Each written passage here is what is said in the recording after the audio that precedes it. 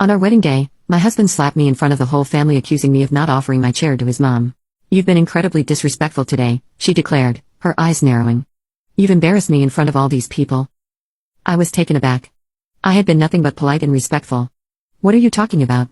I asked, trying to keep my voice calm. She didn't give me a chance to explain. "Don't act innocent," she snapped. "You think you can come into this family and behave however you like? You're a disgrace." Peter, who had been mingling with the guests, came over at that moment. He looked from his mother to me, his expression unreadable. "What's going on here?" he asked, though his tone suggested he already knew. "Scarlett has been disrespectful," Mrs. Johnson said, her voice rising. "She's ruined the day for everyone." Before I could defend myself, Peter's face twisted with anger. "Is this true?" he demanded, his gaze piercing. "Have you been causing trouble?" "No," I said, feeling the sting of his accusation. "I haven't done anything wrong. I was just trying to enjoy our wedding." But Peter's eyes hardened. "You've made a fool of yourself and my mother," he said, his voice loud enough for nearby guests to hear. "This is unacceptable." The word stung, but nothing prepared me for what happened next. In a shocking move, Peter raised his hand and slapped me across the face. The sound of the slap echoed through the room, and I felt a wave of humiliation wash over me. My face burned, not just from the physical pain, but from the sheer embarrassment of being hit in front of everyone. The room fell silent. Guests exchanged uneasy glances, but no one intervened. Peter's mother watched with a satisfied smirk, as if she had won some victory. "You're a fat woman who's dishonored my mother," Peter shouted, his voice filled with venom. "I can't believe I married someone like you." I stood there, stunned, tears welling up in my eyes. The crowd was a blur of shocked faces. I wanted to run, to hide from the world, but instead, I found myself standing frozen, unable to comprehend what had just happened. Peter's behavior wasn't just shocking, it was a devastating blow. In front of all those people, I felt my dignity slip away. As the guests slowly resumed their conversations, I felt the weight of their judgment on me. The laughter and music seemed to mock my misery. When I finally managed to compose myself, I knew I couldn't stay there any longer.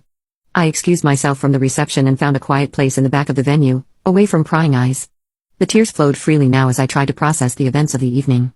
I'd always imagined this day as a fairy tale, a dream come true. Instead, it had turned into a cruel reminder of the harsh reality I was facing. My marriage, which I had hoped would bring me happiness and security, had revealed itself as a sham. Peter's and his mother's behavior was more than just a fleeting moment of anger, it was a glimpse into a toxic and abusive dynamic I had not fully understood before. The humiliation of the evening was a harsh wake-up call. I knew I couldn't allow this to be the end of my story. As I looked at my reflection in the dim light, I made a silent vow to myself. I would not remain a victim of their cruelty. I would seek justice and expose the truth, no matter how difficult the journey ahead might be. The wedding, once a symbol of new beginnings, had become a turning point in my life. The pain and betrayal I felt were profound, but they also ignited a fire within me.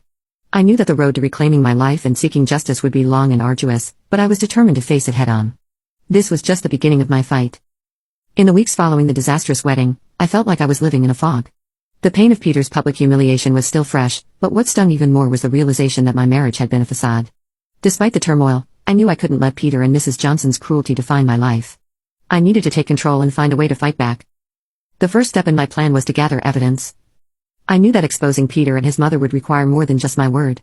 I needed proof of the emotional and financial abuse I had endured. That's when I decided to hire Detective Robert Hayes, a private investigator known for his discretion and effectiveness. I reached out to him, and after a brief consultation, he agreed to take on my case. Detective Hayes was in his mid-40s, with a calm demeanor and a sharp mind. He listened intently as I recounted the events of the wedding and described the pattern of abuse I had experienced. "I understand how difficult this must be for you," he said. "But if you're willing to work with me, we can get to the bottom of this." I nodded, feeling a glimmer of hope. "I'll do whatever it takes," I said. "I just want the truth to come out." With Detective Hayes on board, I started recording my conversations with Peter and Mrs. Johnson. It was uncomfortable and stressful, but I knew it was necessary. I hid a small recorder in my purse, making sure to capture every conversation I had with them. It wasn't long before I realized how manipulative and abusive they truly were. Now comment update to tag you on part 2.